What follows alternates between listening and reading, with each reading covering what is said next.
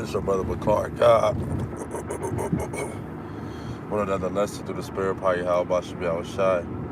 Before I get started, I'm gonna give all praise, all that glory to Yahweh, Bahashem, Yahweh Shai, Bahashim, Kakadash, the artist, apostle, elders, great millstone, well. Peace and blessings to the hopeful elect that preach this truth sincerely across the four quarters of the earth. You know, name of this lesson is Wars and Rumors of Wars. That's that Matthew 24. I'm gonna grab that later on in the lesson. But that's the time we in, man. You know, because when you manifest prophecy through the scriptures, that's what you see going on. You see wars, contentions with these other nations, and particularly the one that's trending right now is Iran and America. You know, Iran dropping bombs on Israel dropping bombs on Iran, Trump threatening Iran. You know, these are all wars and rumors of wars, man. And these things is going to lead to the main event, which is the World War III.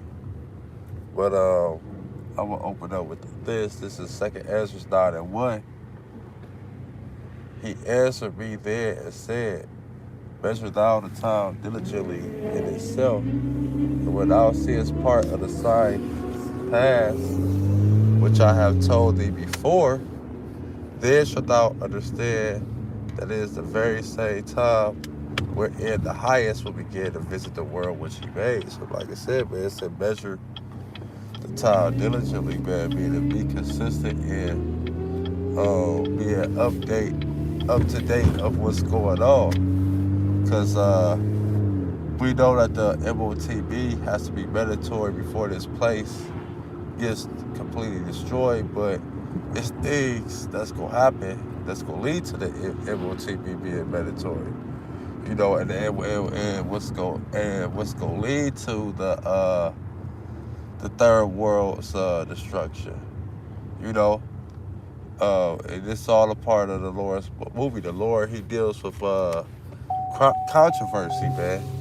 You know, he don't just manifest things right away, man. You know, the Lord allowed things to play out for a period of time before the end of his manifestation. And to back that up, I'm going to pour this out real quick. Then we'll go back to that. Habakkuk 2:3. It say, for the vision is yet for an appointed time, but the end shall speak it not lie. Though it tarry, wait for it, because it will surely come. It will not tarry. So there it go, man. These visions that was written thousands of years ago, it's not going to tarry. They will all come to pass. You know, every vision fell not if it come from Yahweh Bashim Yahushua. You know, but back in 2nd Ezra chapter 9, I'm on verse 3 now. It say, therefore, where there shall be said earthquakes and upwards of the people of the world. Right. That's a sign to let you know what time you in, man. You know, and we're in a time of prophecy. You know, because the spirit of Yahweh is what? The spirit of prophecy, man. So that's what the main thing we supposed to be tapped in to as prophets. You know, we should be in tap in with the prophecies because we in the time of prophecies. And we supposed to be prophesying about the prophecies so they all can come to pass, man. You know, we speak these things in existence, man. You know, the more we speak about this truth, the more this kingdom crumbles apart. You know, because we're pulling down the strongholds through the spirit of power, Yahweh Shai. It say, then shalt thou well understand that the Most High spake of those things for the days that were before thee, even for the beginning. For like as all that is made And the world have a beginning and an end, and the end is manifest. So there you go, man. So you'll understand when you see these things come to pass that was written in the scriptures thousands of years ago, you see them happening in real life time, today time, then that's when you get to understand it. Like, oh shit. Oh, this happened. Oh, that means this about to happen next. And this about to happen next too, and lead to that final event. And we believe these things is gonna happen this year if it's the Lord's will. But it's not about because the Lord said no man know the day or hour, so it's not even about what day. It's about what time we in. We in a time where this is about to happen. We just don't know when. But we're closer than what we think. Like say our salvation's there than what we believe, you know? So that's what it boils down to, man. Who gonna believe in the Lord and who's not, you know? What ought ye better as a person to be, you know? Um, it was another scripture. Oh, I'm gonna grab this real quick. Y'all gonna grab the Matthew. This is the book of Ecclesiastes 7 verse 8. Better is the end of a thing than the beginning thereof. And the patient in spirit is better than the proud in spirit. So there you go. You know, better in the end of this kingdom that we're in. We're at the end of this kingdom. It's better that this kingdom end than it just continue to prolong. Or than when it first started. Because, hey, when this kingdom first started, shit, we wasn't a long way to go. But, hey, in people time, that was a long ass time ago, man.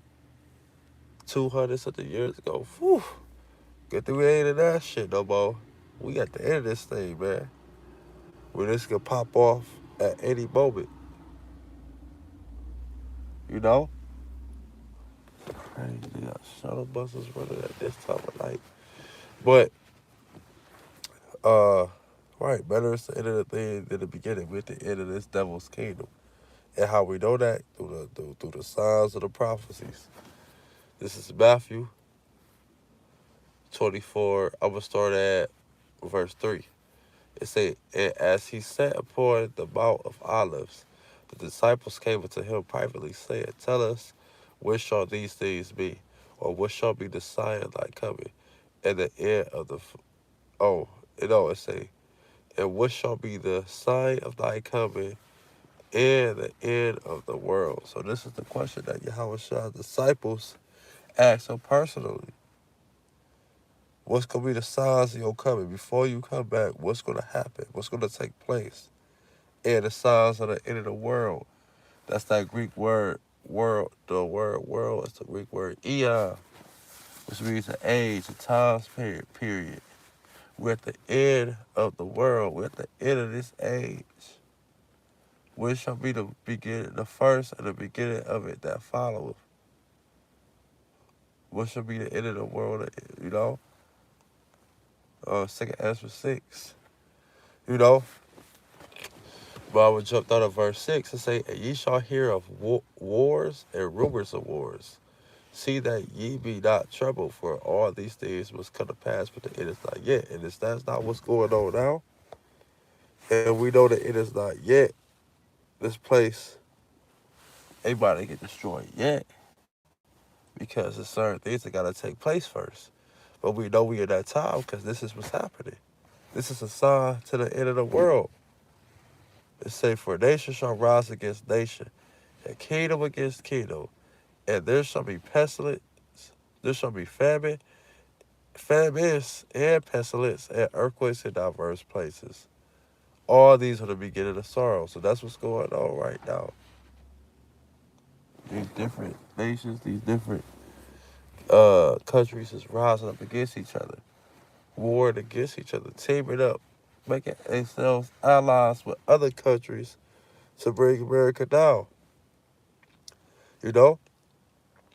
And this is all part of the prophecy, man, of Babylon the Great getting destroyed. because it will get destroyed in 1 hour. You know, it's just things gotta happen first, but we know that this is that generation. Like Yahweh Shah said, this generation shall not pass till all these things be fulfilled. You know? So, Lord, what is satisfied with that? I'm close. I'll give all praise and the glory to Yahweh, Bahashim Yahweh Shai, Bahashim Kakadash, the artist of the positive, artist, great millstone, will. Peace and blessings to the whole full elect. Shalom.